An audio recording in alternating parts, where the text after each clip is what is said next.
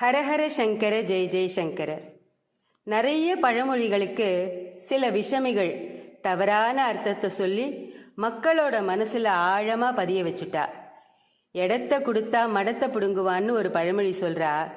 இதுக்கு கொஞ்சம் உதவி செஞ்சா போறோம், நம்ம கிட்டேருந்து எல்லாத்தையும் பிடுங்கிடுவான்னு அர்த்தம் சொல்றா. நம்ம மனசுல கடவுளுக்கு இடம் கொடுத்தா போறோம், நம்ம கிட்ட இருக்கிற மடத்தை, அதாவது மடமைன்னா அறியாமை, இந்த அறியாமையை கடவுள் போக்கிடுவார்னு வாரியார் சுவாமிகள் அர்த்தம் சொல்றார்.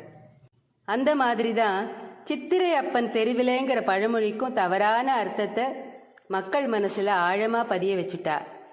சித்திரையில குழந்தை பிறந்தா அந்த குழந்தையோட அப்பா எல்லாத்தையும் இழந்து நடுரோடுக்கு வந்துடுவாருன்னு சொல்ல ஆரம்பிச்சிட்டா.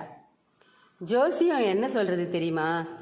சித்திரையில ஒரு குழந்தை பிறந்தா அது அந்த ராமபிரானை மாதிரியே இருக்குமா. அந்த குழந்தை அழகிலையும் வீரத்திலையும் குணத்திலையும் திறமையிலையும் சிறந்து விளங்குமா. அதுக்கு காரணம் சித்திரையில தான் சூரியன் மேஷ ராசியில பிரவேசிக்கிறார். அதனால அந்த காலகட்டத்தில் சூரியன் உச்சத்தில் இருப்பார். அப்படி மேஷத்துல உச்சத்தில் இருக்கிறச்சே குழந்தை பிறந்ததுன்னா ஜாதகப்படி அதிகாரம் மிக்கவர்களாகவும் அதிர்ஷ்டம் நிறைஞ்சவர்களாகவும் செல்வாக்கு மிக்கவர்களாகவும் பலருக்கு எஜமானராகவும் இருப்பார்கள். இதுதான் உண்மை. குழந்தை நன்னா இருக்கும், அதில் எந்த சந்தேகமும் இல்லை. அந்த குழந்தையோட அப்பாவும் சௌக்கியமா இருப்பார், அதுலேயும் எந்த சந்தேகமும் இல்லை. ஆனால் சித்திரை அப்பன் தெருவிலேன்னு சொல்கிறாளே, அது ஏன் சொன்னா தெரியுமா? சித்திரை மாசத்துல நிறைய கோவில்களில் சித்திரை திருவிழா நடக்கும்.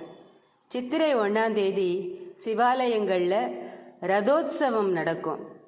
தெம்பு இருக்கிறவா தினமும் கோவிலுக்கு போய் சிவனை தரிசனம் பண்ணிட்டு வருவா. ஆனால் உடம்பு முடியாதவாளால் கோவிலுக்கு போய் சிவனை தரிசனம் பண்ண முடியாது.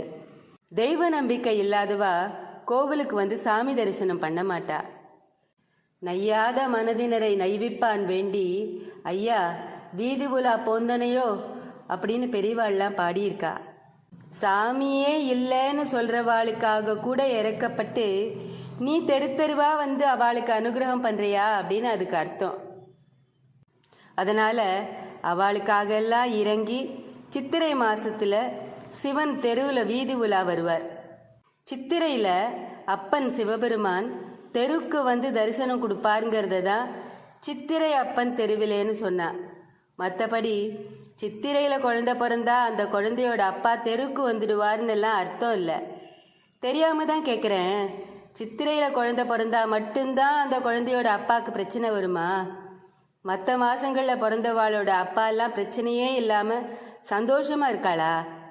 எந்த மாசத்துல குழந்தை பெற்றாலும் பெத்தவாளுக்கு ஏதாவது கஷ்டம் இருந்துட்டு தான் இருக்கும்.